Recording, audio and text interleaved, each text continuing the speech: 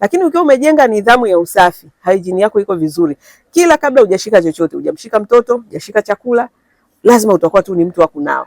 Yaani mtu anakuona kabisa huyu dada ni msafi. Unaelewana? Haya, na pia unajifunza kupika vyakula mbalimbali. Na hapa namsifiaga sana chef wetu Johari. Johari ni mtundu sana, anajua kupika vitu vingi vizuri vitamu. Sasa wewe inakushinda nini? Ndio kazi yako. Unakuta mtu anachemsha tu. Yaani ili mradi unamuuliza vitafunio unajua kupika, hajui. Akikupikia chapati ni kaukau. Sasa alafu yuko kwenye biashara. Maana hii ni biashara, si unaenda kufanyia watu kazi wakulipe? You are in the business, uko kazini, uko kwenye biashara. Sasa biashara yako mbona uiboreshi? Pikia watu vizuri, wa enjoy, wasema kweli fulani anajua kupika. Chakula chake ni kizuri. Ndio unavyopandisha nini thamani. Sasa usitarajie bosi wako atakusukuma wewe eti akwambia jifunze kupika. Hapana, ni wewe binafsi, kwa kuwa unajua mimi natafuta na hapa ndipo Mungu amenipa kuanzia hii kazi, lazima hii niifanye kwa bidii na juhudi zote, ili kesho na kesho kutwa Mungu anifungulie mlango mwingine. Lakini hapa ukiwa unadharau, unasubiria eti kuna kazi nyingine nzuri ndio nitakuwa naifanya kwa bidii, subutu utasubiri mpaka uzeeke. Sisi tunaelewana? Lazima uwe mwaminifu kwa madogo, kwa sababu hiyo ndio kanuni ya kimungu. Uwe mwaminifu kwa lile dogo. Sasa hilo dogo ndio kazi hiyo unayo. Unafanyaje? Lazima utafute maarifa wewe binafsi. Kuna wadada wanakaa hapa, Chef Johari yuko hapo, hawajihangaishi. Saa nyingine tena anapika vitu vizuri, hajui hata kupika hicho chakula. Anasubiria aletewe yale, aseme kitamu, shughuli imeisha. Huyo dada anasubiri kwenda kazini. Mnachekesha. Mtabaki kwenye umaskini. Haya. Kwa hiyo ujiongezee na uwezo wa kupika vyakula mbalimbali. Kuna dada aliniambia si najua kupika chakula cha Kichina, nikasema huyo kiboko.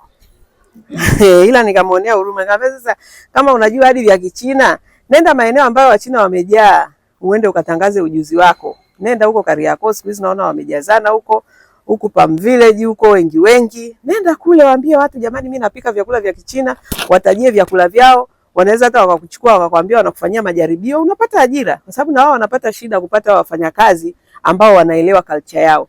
Wewe ukishaenda kujifunza vitu kama hivyo, nenda kwenye soko lao sasa. Wewe unakuja huku Tegeta huku sisi hatuna Wachina.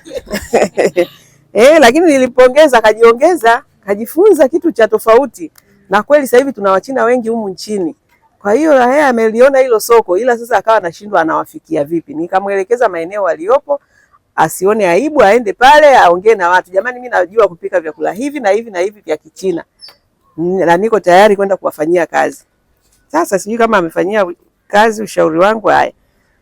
Okay, tunasema kwenye usafi tuna Madam Teddy hapa, na yeye amejitahidi sana kwenye usafi kutuelekeza. Tunasema taaluma ya usafi na udhibiti wa mazingira, housekeeping na sanitation. Katika ngazi ya kitaalam. Sawa. Usafi unahusisha uelewa wa kemikali na vifaa.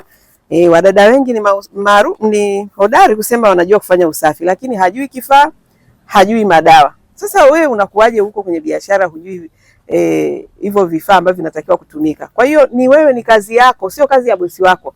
Ni jukumu lako kujua usafi unafanyika kwa kutumia vifaa gani, na hivyo vifaa vinapatikana vipi, ubora wake, sawa.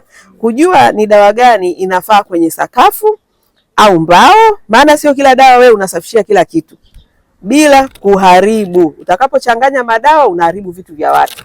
Kwa hiyo lazima uwe makini. Ndio maana tunasema lazima ujifunze jinsi ya kuua viini hivi disinfectant, disinfection, maeneo ya bafu kuna kuaga na hivyo vijidudu, kujua sasa unaviua vipi na unawekaje harufu nzuri kwenye hayo maeneo. Otherwise unakuta unaingia choo kinatoa uvundo, kinatoa harufu, na wewe dada upo unasema ni dada wa kazi wa kisasa ambaye unataka kulipwa vizuri. Hakuna mtu anataka kulipe vizuri akiona bafu lake akiingia ni kama ameingia ile bafu la hoteli kubwa linanukia vizuri, hakuna wadudu, na wewe umeshawadhibiti kwa dawa maalum. Anajua kweli huyu dada anajiongeza, anajitambua. Thamani yako ndio hapo inapoongezeka.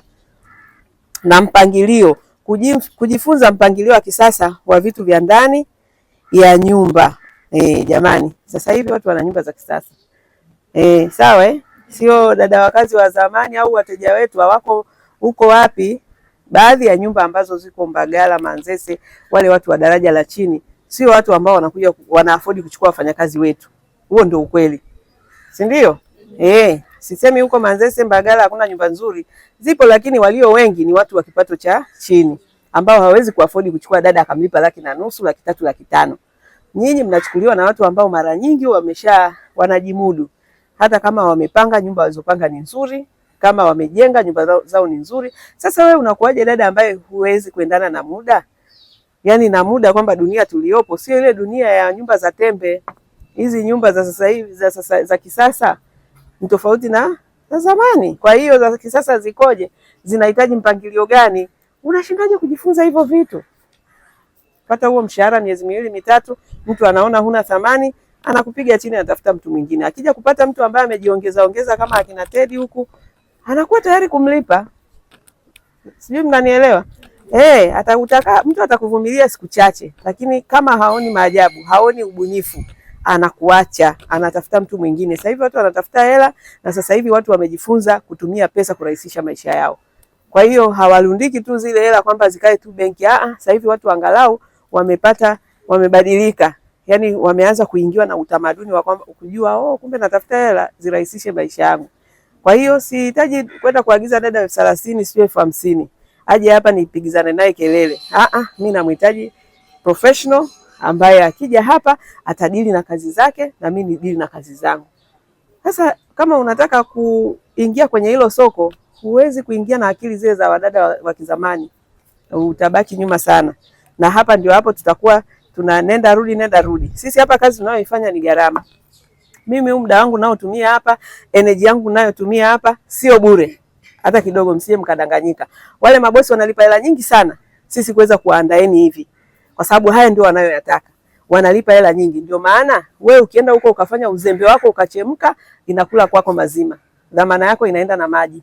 Ili tuweze kumwandalia tena bosi dada mwingine. Hawa wasichana waliokaa huku sio kwamba eti wako hapa bure bure. Hao wote ni watu wa kulipwa mishahara, wanataka hela. Hakuna mtu ametoka huko aje hapa tu anajisikia tu ngoja niende pale nikasaidie. Hakuna. Kila mtu yuko hapa anatafuta. Kwa hiyo na wewe huko hapa unatafuta. Unapata bahati ya watu wanakuelekeza, inabidi hayo mambo uyashikie kama dhahabu, kwa sababu hayo ndio dhahabu kweli. Ukiyafanyia kazi yatakunyanyua. Ila ukiignore, utaenda kazini, utakaa mwezi wa kwanza, wa pili, wa tatu, bosi atakutema, kwa sababu utakuwa hufanyi yale anayoyasikia sisi tunawafundisha. Atasema nibadilishieni. Wakati tunakubadilisha tuna dhamana yako. Kwa hiyo dhamana yako itakuja hapa kituoni, sisi tunaendelea kuchapa kazi, tunaendelea kufanya kazi. Tunaandaa wadada wengine, anaenda kureplace nafasi yako. Wewe utabaki huko unalaumu. Hizi kazi za ndani zina mateso. Kazi za ndani sijui yani jamani, umaskini mbaya. Umaskini ni mbaya kweli, lakini umaskini unaletwa na wewe. Kwa sababu wewe ungekuwa una maarifa ya kutosha, sawa sawa, ungekuwa mbali zaidi. Sababu huko hapo kuna vitu uvijui ambavyo unatakiwa uvijue vikutoe hapo uende daraja lingine. Aliyefika mbali kuna vitu anavijua kuliko wewe na amevifanyia kazi, na ndio maana ana hatua alionayo. Sasa wadada wengi wao kazi yao ni kulaumu tu. Hizi kazi za ndani zinatesa, zina mateso, zina manyanyaso. Mabosi wana roho mbaya, sijui nini, hawariziki, wanagubu. Yaani huo wote ni umaskini, na ndio maana utabaki hapo hapo. Lakini dada mjanja ambaye ana shauku kweli ya kufika mbali, anamsikiliza bosi wake. Kwa nini bosi wangu analalamika? Kwa nini hichi kitu amegomba? Kwa nini sio anagubu? Anajiuliza kwa nini amegomba na sitaki tena kumuona bosi wangu anakasirika, au anagomba kwa kitu hichi. Kwa hiyo anakifanyia kazi, hilo kosa linakuwa halipo tena. Tunaelewana? Ndio. Haya. Kuna pointi nyingine tunasema hapa, tunazungumzia kazi za ndani ni taaluma. Kuna swala la usiri na faraga. Sawa jamani? Hii ndio nguzo kuu ya taaluma yoyote. Taaluma yoyote ambayo inafanyika ndani ya mazingira ya faraga, ikiwepo hii. Taaluma yenu hii inafanyika kwenye mazingira ya nini? Ya faraga, ndani ya familia za watu. Kwa hiyo wewe ndio unapata kuwajua wale watu kwa undani. Wakati mwingine wanagombana, wanarushiana maneno, sijui wanafanyaje, wewe unajua. Siku nyingine wameamka huko ndani hamna hela, au si unajua mnafanya kazi kwenye faragha za watu. Kwa hiyo mtu ambaye anafanya kitaaluma, huyu ana mambo yote yanayotokea humo ndani, sawa, ndani ya nyumba, mazungumzo ya familia, hali ya kipato na migogoro, sawa, hayatakiwi kutoka nje. Wewe ndio unakuwa unajua, lakini unajua kwa sababu unafanya kazi pale, sio kwa sababu umeambiwa uende ukayasambaze kwa majirani. Sasa midada mingine ndio kazi kupeleka umbea. Nakwambia jana kapigwa kama nini. Yani unawashwa, yani tu kukuche utoke uende ukahadisie majirani. Simone hivyo shoga kapigwa, na wewe mwenyewe tena ndio unamvimbia na mdomo. Yani kama mke mwenzio, wadada wa kazi na mabosi wao. Wengi wana tabia kudharau, hasa wakiona anayetoa hela ni baba. Akiona bosi baba ndio anatoa hela, mama anamuona kama mke mwenzie. Ni umbea tu kwa majirani kila saa kumsema. Sawa Lakini kingine, hachukui picha au video za nyumba. Siku hizi haya mambo yenu ya TikTok. Unaenda kwenye nyumba ya mtu unakutana labda wana maisha yao. Wewe tena na ushamba wako ndio unaingia pale kila kona kupiga picha unaiweka kwenye TikTok.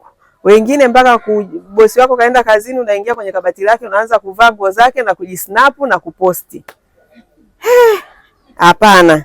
Ndio tabia za wadada hizo.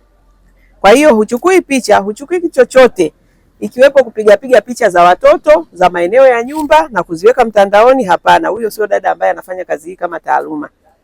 Sawa jamani? Tulizungumzia masuala ya uaminifu na unyofu kwa maana ya integrity. Tukasema hii ni taaluma ambayo inajengwa juu ya kuaminika.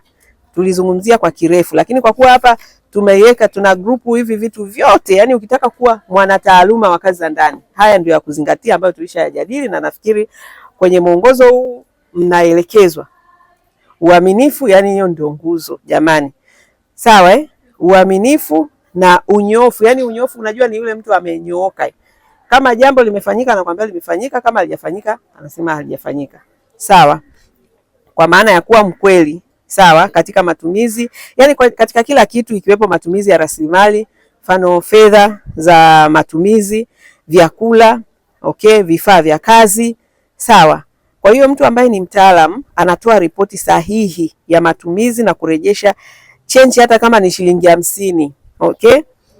Akivunja kitu au kuharibu kwa bahati mbaya anatoa taarifa mara moja. Nakumbuka somo tulilopita mwishoni hapa tuliongelea sana issue za maadili. Sawa.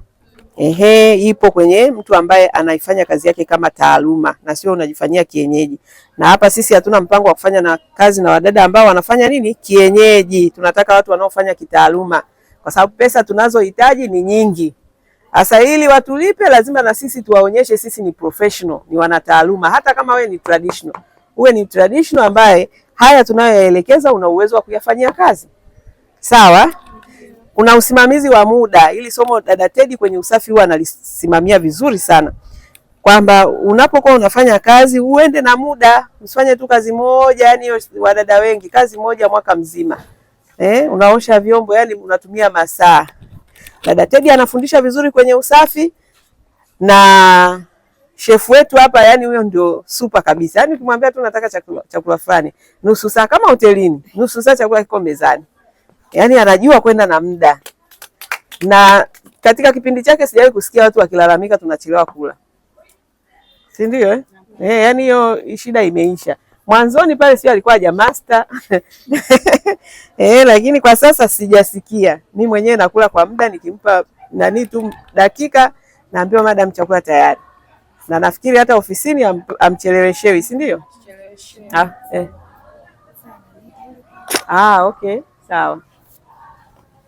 Sawa, anakuja.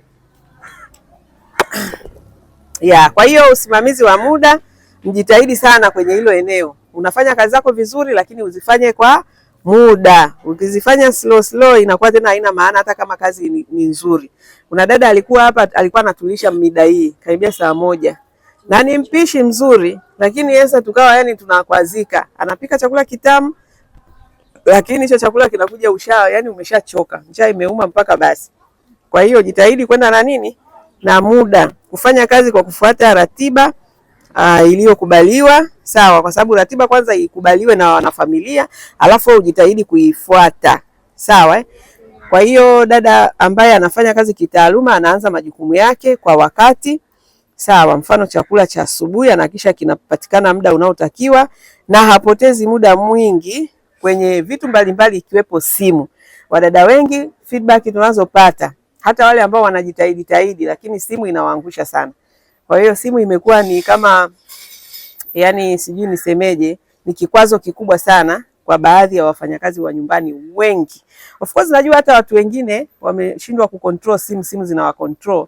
Lakini kama tunataka kufanya kazi kitaaluma na tunataka kulipwa zaidi, hivi vitu lazima tuvifanyie kazi.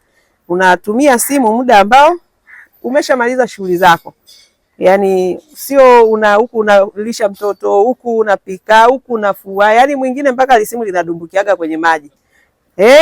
Kwa sababu ya simu usikioni huku anafua. Inadondokea huko.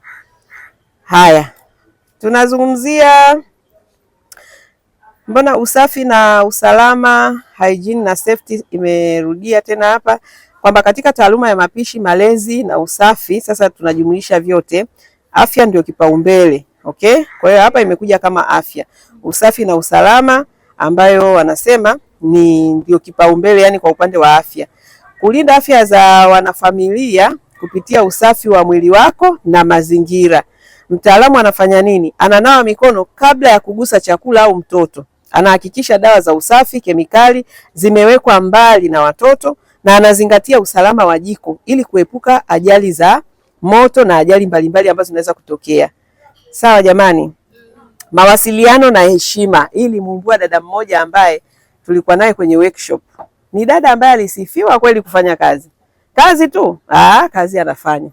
Lakini alidhalilika kwa lugha yake ya mawasiliano ambayo haina heshima kwa bosi wake. Umeelewa usije ukawa unajisifu unafanya kazi, na nawaambia wadada kama kuna kitu kikubwa ambacho kinawakosti wadada wengi, sio kwamba hawajui kufanya kazi, ni kwamba hawana heshima na lugha zao za mawasiliano ni mbovu, zilizokosa adabu na heshima kwa mabosi wao.